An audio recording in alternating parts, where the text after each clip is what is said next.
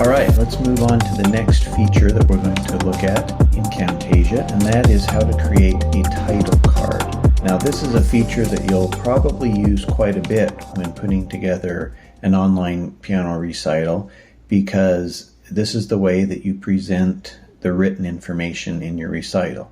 We use it to show the student's name, the piece they're playing, sometimes the composer. We also use title cards in our intros and outros of the recital to show the name of the recital and often just give some words of encouragement at the end. And so this is definitely a feature that you'll want to be familiar with. So to create a title card, we're going to go back up to the section menu and we're going to go to annotations. Once again, if you don't see it in the menu here, you may need to go down to more. In this case, it's right here, so we are going to click on annotations, and then it will bring you to this screen. Now, the first thing I like to do is go over to the style, and it defaults to the basic function. I like to put it to the all function to give all the options that are available, just so that you can see everything that's available, because one type of annotation might work better in one situation and another in another. So that just gives you all of your options. Now, when you click on annotations, it's going to take you to the first section. Right here, there's a series of sections up here, but it will take you to this first section, and that's where we want to be. This section will allow you to create text and text boxes that can be used as title cards for your recital. So let's take a look at some of the options we have here. One option is plain text with no text box. And once again, all we have to do is click and pull it over to our viewing area here. Now this will just bring up a text box that has no background, and it can be used as it is right now, superimposed over a graphic, or it can be used on a black screen or with one of the other colored text box options back over here. This is also a matter of preference, so feel free to experiment and explore with some of the options to see what effect works for you. First thing we're going to do here before we decide how to use the text, though, is we're going to select it and then come over here to the inspector section, and you'll notice there are two sections up here that you can work on. The letter A is the section that we want, because that's going to show all of the text properties, and we will want to select a text property before going further. The visual properties have to do with scale, the size of the text, the opacity, the orientation, and the position on the screen. But for now, we're going to look at the text properties. So the first thing you want to do is to select a font. Now there's a couple of different ways you can approach this. Some studios like to have a template or branded font that they always use and that becomes associated with their studio. So if you want to take that approach and have your own branded logo, then you can go through here, and there are several options in the drop-down menu, and you can decide which one works for you. Now, if branding is not a big issue for you, and you may want to have options for variety or to fit the type of recital, that's great too. For example, a more formal recital may have a more formal font. Or for a more fun or light-hearted type of recital, you may want to go with a more playful font. So that is entirely up to your preference. For our example today, we are going to use Lato here. Also, for purposes of this tutorial, we're going to create our title card with a simple text box on a black background. So to do that, we will come down to the beginning of one of these students' performances, and we're going to split this and pull it away. So now we've created this black blank area that we can now put in a text box. So we will come down, and I've already laid the text box here, so we're just going to move it over so that it comes here and put it in between these two students' tracks. So now this text box will introduce this student's performance. And so there's a couple of things we need to do here. First, we want to center this into the middle of the screen.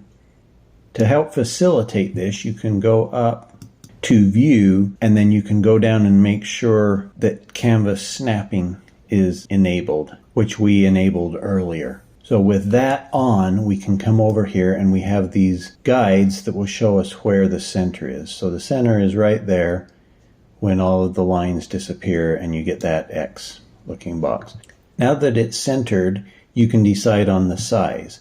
A quick way to do that is you can pull one of the corners and just expand it like this to fill up the whole area, and then that allows you to size it while maintaining a centered alignment. It's important to note that you can change the size here on this slide bar under the text properties, but as you can see, we've maxed out here, and we may want it a little bit bigger. We can go back over to the visual properties, click on there, and you can then scale it up even more. So you have a couple of ways to scale. At this point now, we're ready to actually create the text in the text box. To do that, we can go back and click on any of the letters that pop up in the default. In this case, it pops up as ABC, and double click on it, and it will select the whole thing. At this point, you just need to start typing. So in this instance, we would put the name of the student. We'll call him John Smith. Then we would put what he's playing, in this case, Fur Elise. And finally, we can add the composer.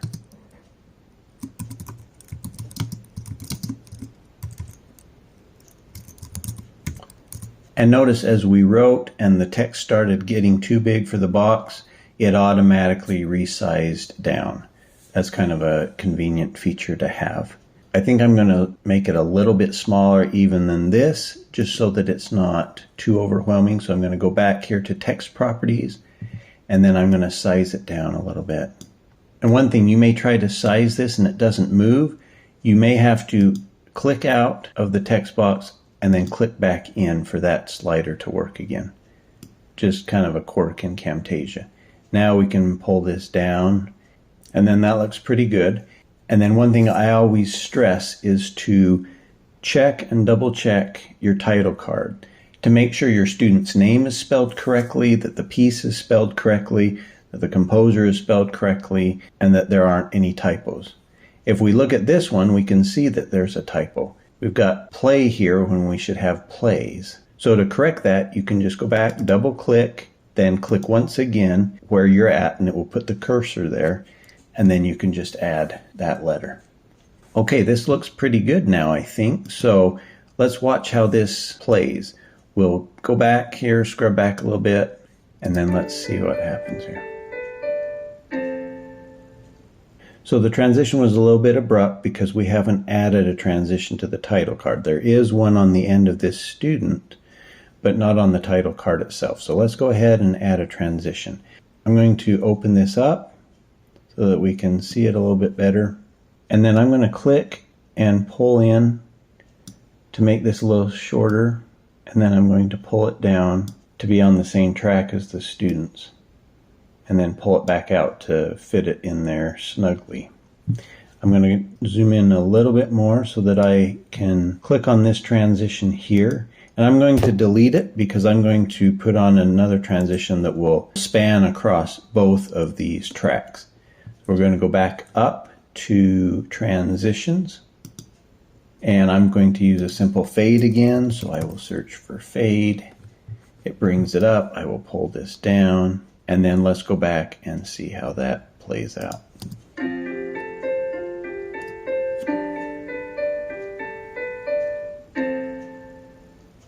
Okay, so that was a pretty good transition. Here again, you can be fancy with your transitions if you want to. My personal suggestion is don't make the transitions too wild or crazy, especially if you have a lot of students, because it can kind of get old or overwhelming.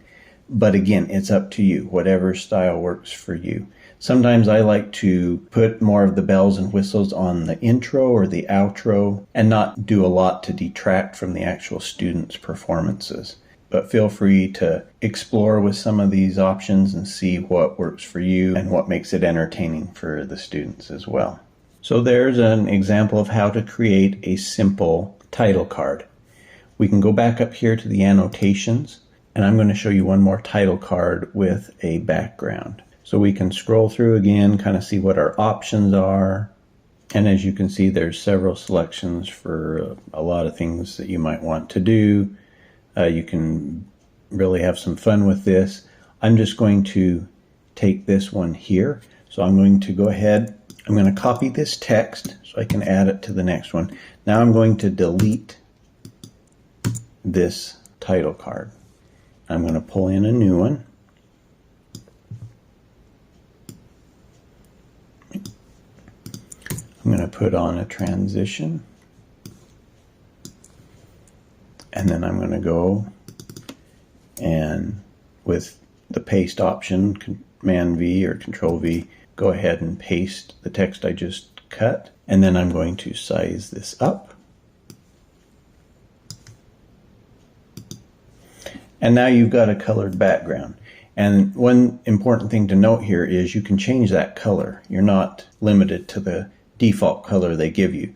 To do that, you come back up here and you'll want to go to this color box, and you can literally choose any color here on the color palette.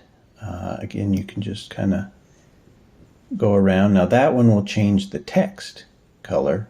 And here's a handy feature. You can select this dropper icon, and then you can go and choose a color that is maybe on your screen that you like. So maybe you like this green up here, this Camtasia green. So you can come up here, click on that, and then come back over here, and it will make it that color. So that will change the font color. But you'll notice when we put this colored background on, we have a third option up here, and that's the annotation properties. And that will affect just the background. It won't affect the text. So that's where you can come in.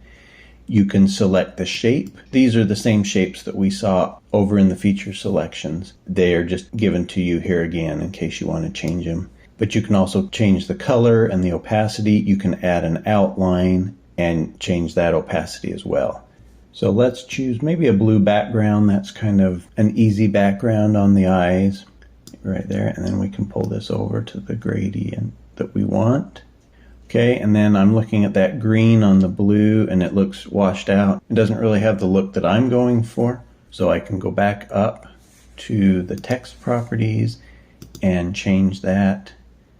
I'm thinking like a white, or maybe just a slight off-white to lower the contrast a little bit. I like that. And then we can go back, and if we want to add an outline, we can choose the outline style. There's various styles here. We'll go with a solid, and then we will increase the thickness.